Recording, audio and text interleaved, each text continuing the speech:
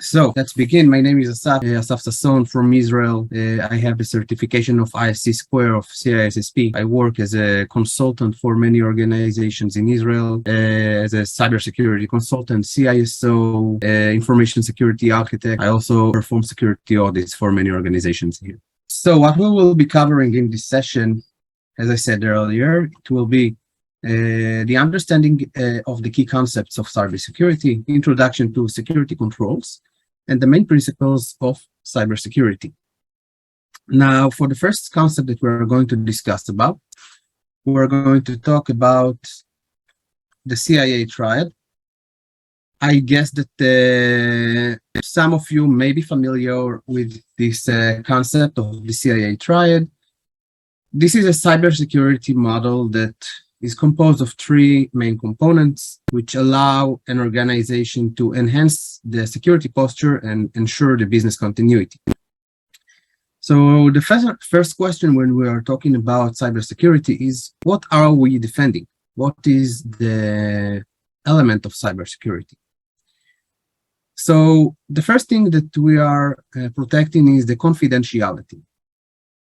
Confidentiality is basically the effort to keep data undisclosed. We want our data to remain private. We don't want any unauthorized personnel to access data. It can be someone from within the organization or someone with malicious intent.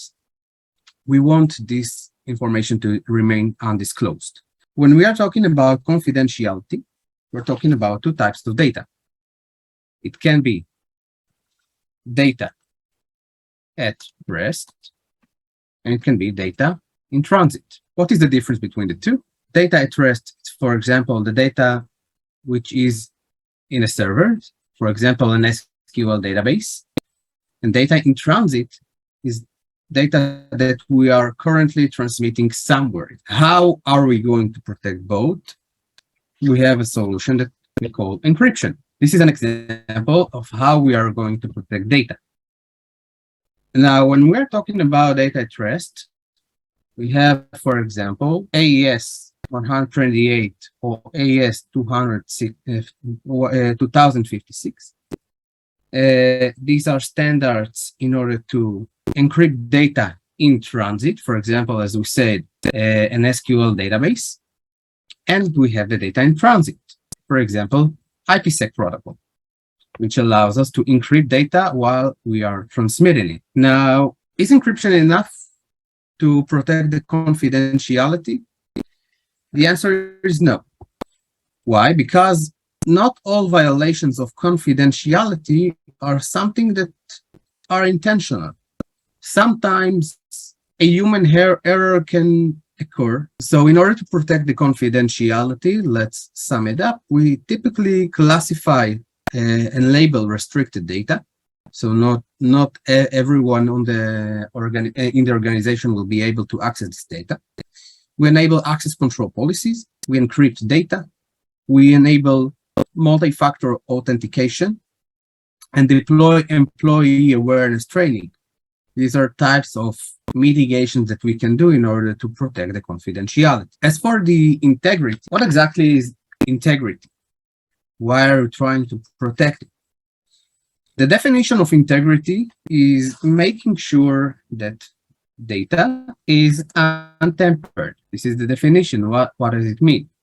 So the integrity is maintained as long as the data is authentic, accurate, and reliable. In order to maintain the integrity of data, we use many technologies such as digital signatures, certificates, and hashing. These are examples of how we ensure the integrity of a file. Last thing that we are going to talk about in the CIA triad is the availability. And it's not less important than confidentiality and integrity. So let's say that confidentiality and integrity are both maintained. You are encrypting data. You deploy MFA technology for the authentication. Your employees are all aware of the risks that are out there. you have access control policies, you are using digital certificates, you're using hashing, so confidentiality and integrity are maintained. But these two will be all useless if the client who eventually needs to gain access to an asset in the network will fail to get the access. So when we're talking about security, we're talking about being a business enabler. This is the more important aspect of being the information security team. You want to be the business enabler. You don't want to delay processes, for example. So the most important way and the most effective way to protect data from being disclosed. So availability is not less important than confidentiality and integrity. We need to find a solution that will be covering all three. So how availability can be compromised? Availability can be compromised once due to a natural disaster. It can be a power outage, and it can be compromised by an attacker. Okay, so now that we have talked about the CIA triad, we need to understand who are we protecting from? Who are our adversaries? So an adversary for an information security system is any unauthorized entity who tries to gain access or manipulate information or break security controls. As for my adversaries, it can be any of the following. It can be hackers or crackers. Hackers and crackers can be interchangeable. Hackers are typically used also for defining white hat hackers who try to help and find vulnerabilities in your network for you to fix them. A cracker is typically a malicious entity. It can be a phreaker. Phreaker is a hacker who tries to hack a telephony network. It can be a schemer who steals credit card information. And it can also be script kiddies, like this little kid here.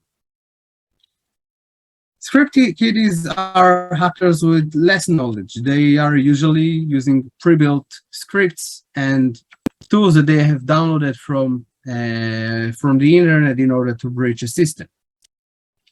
Now, any of these hackers can belong to any of these groups. Let's say, for example, that an organization that develops weapons for the US Army exists. For example, let's take Lockheed Martin, which develops the aircrafts for the US Army, for the Air Force. It is more likely that they will be targeted for attacks by nations or terrorists. Because when we're talking about this organization, it develops weapons for the army. So nations and terrorists will more likely want to target this organization. This organization can be also targeted by other groups, by hacktivists, organized crime, competitors, and everyone, but they are more likely to be targeted by these. If, for example, you're working in a lawyer firm, you will not be likely to be attacked by a nation or a terrorist. Now, nations and terrorists are usually well organized and they have much money. They are well funded. So we need to keep an eye on these two. For example, let's talk about hacktivists. Who are the hacktivists? If you belong to an organization that is a part of the meat industry, we might be targeted by hacktivists who believe that killing animals is bad. So these are the activists. Organized crimes will take advantage of any business that they can take advantage of in order to gain a monetary value. Competitors may target an organization in order to steal information or delay production of a specific product in order for them to gain more time. Disgruntled employees will deliberately cause damage to their organization. Let's say, for example, that you have in your organization an employee who asked for a salary raise and he was denied for 3 times in a row, didn't get his raise. He might be disgruntled. He might be angry with his boss. He wants to create damage. So he will deliberately cause damage to the organization. And the last thing that we are going to talk about is the negligent employees. They might cause damage to the organization without the intention to do so. They might do something that they don't know that is going to cause damage. For example, a phishing attempt. They are going to receive an email with an executable content that might be dangerous for the organization. For example, it can be a ransomware malware. So they are not trying to cause any damage to the organization, but their lack of knowledge and the lack of awareness training for these employees is what caused to the downfall of the organization. We must be able to understand the concept of PPT. PPT stands for people, processes, and technology. Cybersecurity will be achieved only by integrating all 3 elements into the workflow. I am always putting the technology last as PPT and not TPP, because if you don't have the right people to maintain the technology that you are buying with your money, the technology will fail. So people are your most valuable asset in order to protect the network. So the next thing that we're going to talk about is the processes. Processes are steps or actions that we take in order to achieve a certain goal. So it needs to be as efficient as possible, so everything will work smoothly. You don't want to waste time. Each process should have defined metrics that measure the success of an action in order to track the efficiency of the employees. Processes are not something that you write once. The processes should be always reviewed and changed over time in order to perfect them. The risk management will define what are the risks in my network, what are the risks for my assets, and then I will decide how I prioritize everything. Now, it's important to understand what type of security controls we can implement in an environment in order to achieve a strong security posture. So, what are security controls? Security controls are tools that we use in order to protect an asset. We are going to cover 6 types of controls. We have a deterrent control, a preventive, detective, corrective, recovery, and a compensating control. So a deterrent control is any type of control whose purpose is to discourage an attacker from attacking a system. The goal is to make the attacker think twice before launching his attack. So what are preventive controls? Preventive controls are controls which prevent a malicious actions by blocking the undesired action. The next one that we're going to talk about is detective controls. So detective controls help detecting unauthorized activities. They don't stop the action from being occurred, but they identify and report it. Now, let's talk about corrective control. A corrective control is any control which helps getting a system back to normal. The next control that we are going to cover is recovery control. Recovery is the complementary of the corrective control. The last thing that we are going to talk about in security controls are compensating controls. A compensating control is basically an alternate solution to a countermeasure. So these are all the controls that we are using. Now, let's talk about cybersecurity principles.